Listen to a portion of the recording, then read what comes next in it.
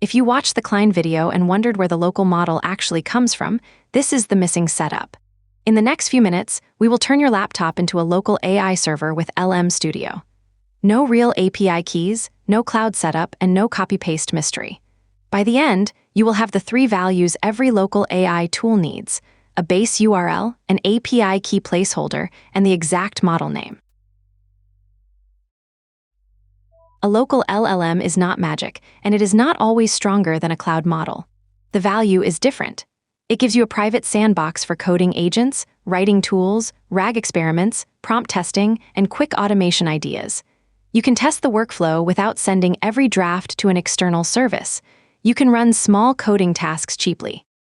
And because LM Studio exposes an OpenAI-compatible API, a lot of tools can connect to it with the same pattern they already use for cloud APIs.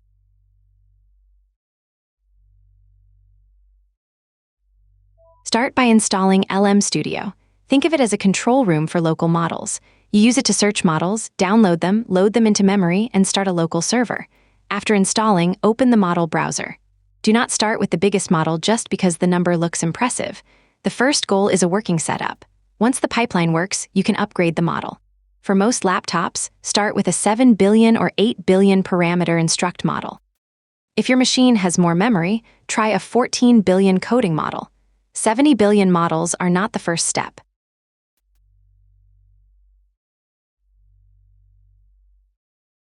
Model choice matters because local AI is constrained by your hardware. For general assistant tasks, an instruct model is fine. For coding agents, use a coding model when possible. The practical ladder is simple. 7 or 8B is the starter tier, quick, light, and good for testing. 14B is the balanced tier, better reasoning if your laptop can handle it. 32B and above can be stronger, but they need more memory and patience. The best model is the one that responds fast enough for you to actually use it.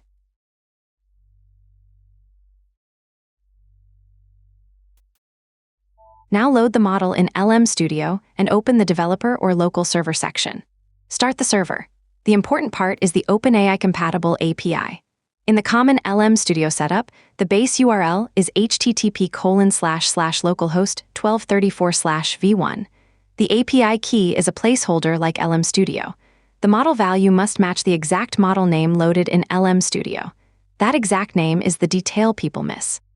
If the model name is wrong, the client can connect to the server and still fail the request.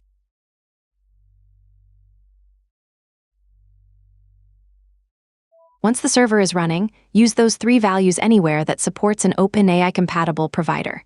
In Cline, choose the local provider or OpenAI-compatible option, paste the localhost base URL, use LM Studio as the placeholder API key, and paste the exact model name. Then send a tiny test prompt first. Ask it to explain one file, summarize a short function, or answer hello. Do not start with a full refactor. This is where the 2 videos connect. This video builds the local model server, and the Cline video shows how to use that server inside V's code to fix a real bug with approvals, diffs, and checks.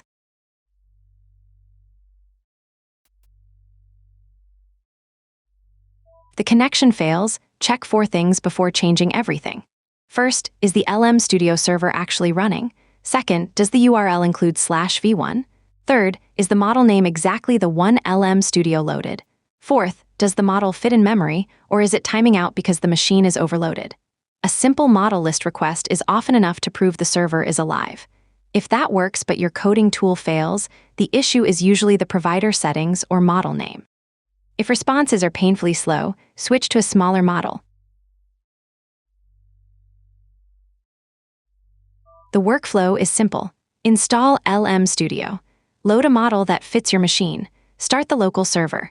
Copy the base URL, placeholder key, and exact model name. Then use the Cline video next to turn this setup into a real coding workflow.